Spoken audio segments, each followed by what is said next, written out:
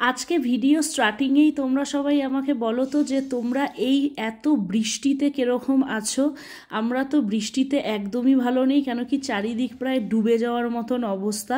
তো প্রত্যেক দিন যখন আমি নিজের হাতে সবজি কিনি, সেরকমই কিছুদিন আগে সবজি কিনতে গিয়ে আমি কিনে নিয়েছিলাম একটা মোচা, কেন কি মোচা খেতে আমার বাড়িতে সবাই খুব ভালোবাসে। তো মোচার ঘন্ট রাঁধার সাথে সাথে আমি মোচাটা পরিষ্কার করার সময়, কেটে নেওয়ার সময় ভাবলাম কি আজকে একটু মোচা দিয়ে একটু ইউনিক একটা রেসিপি, যেটা আমি অনেক দিন ধরেই ভেবেছি কি করব, বাড়ির সবাইকে খাওয়াবো, কিন্তু করে ওঠেনি, সেটাই করে নিয়েছি। কয়েকটা মোচার কলি এইরকম গোটা গোটা করে রেখে দিয়েছিলাম, ভেতরের ইয়েটা যেটা ছাড়ানোর সেগুলো কিন্তু ছাড়িয়ে নিয়েছিলাম, আর একটা ব্যাটার তৈরি করে নিয়েছিলাম। আর মোচার কলিগুলোকে কিন্তু জলের মধ্যে সেদ্ধ করে নিয়েছি, তোমরা তো সেটা দেখলে। আর একটু নুন দিয়ে কিন্তু অবশ্যই সেদ্ধটা করতে হবে।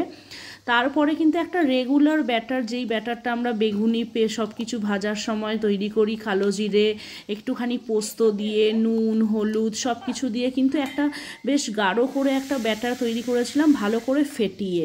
আর প্রত্যেকটা তেলে ভাজা করার সময় কিন্তু ব্যাটার কিন্তু বেসন ফেটানো একটা ভীষণ নির্ভর করে সেই ওপর যে ভাজাটা কীরকম হবে। তো ওরকমই ব্যাটারটা ফেটিয়ে গরম জল থেকে যে ভাপিয়ে নিয়েছিলাম, সেই মোচার কলিগুলো খুব ভালো করে ব্যাটারের মধ্যে ডিপ করেছি, যাতে প্রত্যেকটা কলির ভেতর ভেতর ব্যাটারটা পৌঁছায়। আর কড়াইয়ের মধ্যে করে নিয়েছিলাম একটু বেশ খানিকটা পরিমাণে সাদা তেল, গরম করে কিন্তু আমি আঁচটা কিন্তু মিডিয়াম করে দিয়েছিলাম, তেলটা যাতে খুব হিট না থাকে। তাহলে কিন্তু যে কোনো তেলে ভাজা কিন্তু যদি প্রচণ্ড পরিমাণে হিট থাকে না, তাহলে কিন্তু তেলে ভাজা পুড়ে যাওয়ার একটা প্রচণ্ড রকমের চান্স থাকে। তো ওরকম তেলটা গরম করে আবার একটু মিডিয়াম আঁচে করে তারপরে কিন্তু আমি প্রত্যেকটা কলিগুলো মোচার ফ্রাই করে নিয়েছি হালকা আছে, হালকা টাইম নিয়ে উল্টে পাল্টে কিন্তু লাল লাল করে ভেজে নিয়েছি। এর ফলে কিন্তু ভেতরটা কিন্তু একদমই কাঁচা কাঁচা লাগবে না।